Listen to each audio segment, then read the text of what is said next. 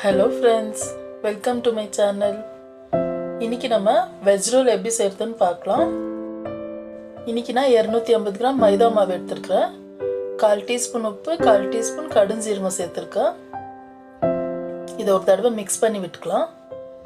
இப்போ நம்ம கொஞ்சம் கொஞ்சமாக தண்ணி விட்டு பிழிஞ்சிக்கலாம். ரொம்ப லூஸாகவும் இல்லை, ரொம்ப கெட்டியாகவும் இல்லை, மீடியம் பதத்துக்கு பிழிஞ்சிக்கலாம். ஒரு ஸ்பூன் எண்ணெய் விட்டு பிழிஞ்சு நம்ம ஒரு அரை மணி நேரத்துக்கு இதை வைக்கலாம். அப்போதான் நல்லா சாஃப்டாக இருக்கும். இப்போ இது ஒரு அரை மணி நேரத்துக்கு வைக்கலாம். இப்போ பேனில் 1 டீஸ்பூன் எண்ணெய் சேர்த்துக்கலாம். 1/2 டீஸ்பூன் சீரகம் சேர்த்துக்கலாம்.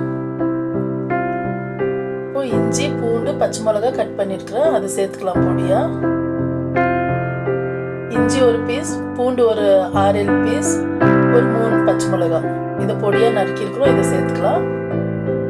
பச்சை மிளகாய் காரத்துக்கு தகுந்த மாதிரி சேர்த்துக்கலாம். இப்போ ஒரு பெரிய வெங்காயம் கட் பண்ணியிருக்கிறேன், அதை சேர்த்துக்கலாம். தேவையான அளவு உப்பு சேர்த்துக்கலாம். இப்போ ஒரு கேரட்டு நீல வாக்கத்தில் கட் பண்ணியிருக்கிறேன், அதை சேர்த்துக்கலாம்.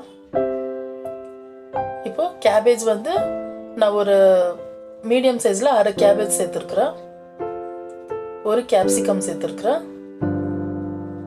இப்போ இதெல்லாம் நல்லா சேர்த்து மிக்ஸ் பண்ணி விட்டு மூடி போட்டு வைக்கலாம். 1 நிமிஷம் போல் இருக்கட்டும். மறுபடியும் நம்ம கலக்கி விட்டுக்கலாம். இன்னும் காய் நம்மளுக்கு கொஞ்சம் வேகணும். இப்போ சோயா சாஸ் ஒரு 1/2 டீஸ்பூன் சேர்த்துக்கலாம். சில்லி சாஸ் ஒரு 1/2 டீஸ்பூன் சேர்த்துக்கலாம்.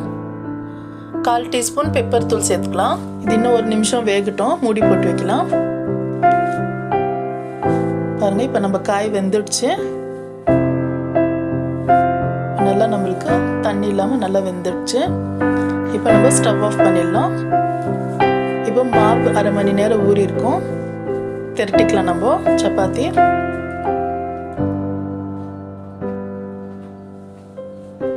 பாருங்க, நல்லா இப்படி திரட்டிக்கலாம்.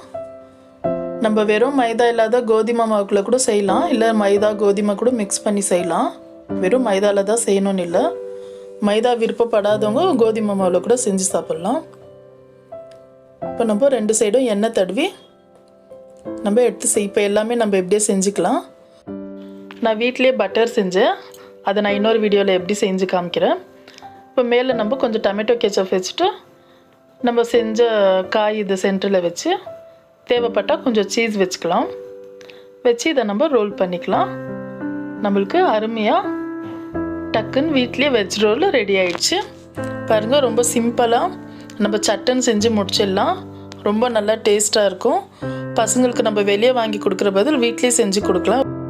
அவ்வளோதான் ஃப்ரெண்ட்ஸ். இந்த வீடியோ உங்களுக்கு பிடிச்சிருந்தா லைக் பண்ணுங்கள், ஷேர் பண்ணுங்கள், மறக்காமல் சப்ஸ்கிரைப் பண்ணுங்கள். தேங்க்யூ.